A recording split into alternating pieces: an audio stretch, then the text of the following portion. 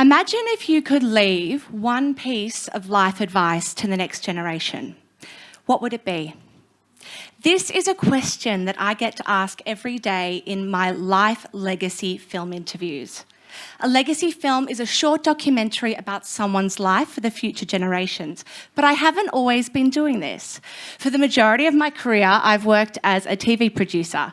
I've worked on shows you've no doubt heard of. Yes, that does include Married at First Sight. Sorry, Richard. But I left my career in TV to start my legacy film company, inspired by a film I created about my own grandmother's life. So that's my job, and I love it.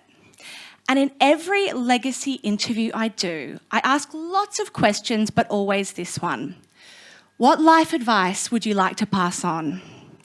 And the answers that I've been lucky enough to hear have made me reassess everything that I thought was important. So tonight, I'd like to share with you my top 3 life lessons. Lesson number 1 is be grateful for less. This is the secret to happiness and contentment, and I hear it in my interviews again and again. It's about having gratitude for the little things.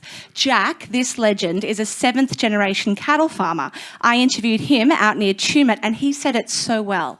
He said, if you can find contentment in the little things, then you're well on your way to finding happiness. And Beverly said the same thing. She said, if you're worried about big cars or big houses, you're never going to be satisfied. What you have is enough. Be grateful for it. So gratitude is hugely important in life satisfaction, and there's loads of neuroscience to back this up. There's this study which shows if you do a gratitude journal for 5 minutes a week, this yellow activity is called an appreciation muscle, and the more you do it, the happier you are.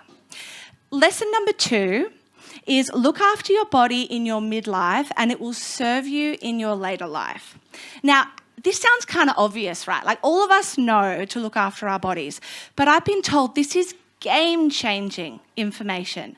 This is Craig. He was super sporty when he was younger and he loves retirement, like loves retirement. And he told me the secret is because he was so active when he was younger and now he's got quality of life. So I think there's a problem with marketing around health because we're used to seeing hot, sexy, jacked bodies like this, right? If you really want to make me want to go to the gym, show me bodies like this. Show me healthy, older people who have mobility and functional fitness because surely that's the ultimate goal, to enjoy every moment we are lucky enough to have on this planet. And there's science to back this up. So in your 80s, if you want to be able to open a jar, fairly basic stuff, open a jar, we all need to be training now. So to open a jar in your 80s, if you're in your 40s, you need to be able to carry your weight in your hands for a minute. So get training. Now, my 3rd lesson needs a drum roll because this one genuinely rocks my world and I want to know if you can guess it. It starts with the best thing you can do is, and I want you to yell out your guesses. What do you think? Fuck a rich guy. The best thing you can do. Anyone else? Come on. Fail. Fail.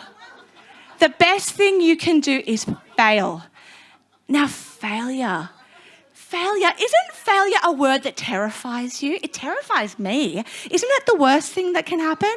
Apparently it's the best. So Penny said, fail like any scientist would and try again. Can you imagine if a scientist didn't do experiments for fear of failure? There'd be no breakthroughs. And in Livingston's interview, he said, failure is your friend. It's through failure that we regenerate and come back stronger than without it. And when I asked Barry, this legend, to characterise his life so far, he said, I've made a hell of a lot of mistakes. It's been fun.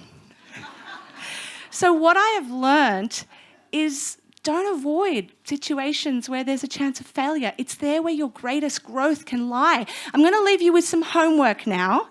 If your parents or your grandparents are still alive, please ask them, what life advice would you like to pass on? It's a question you don't want to miss out on asking. Thank you.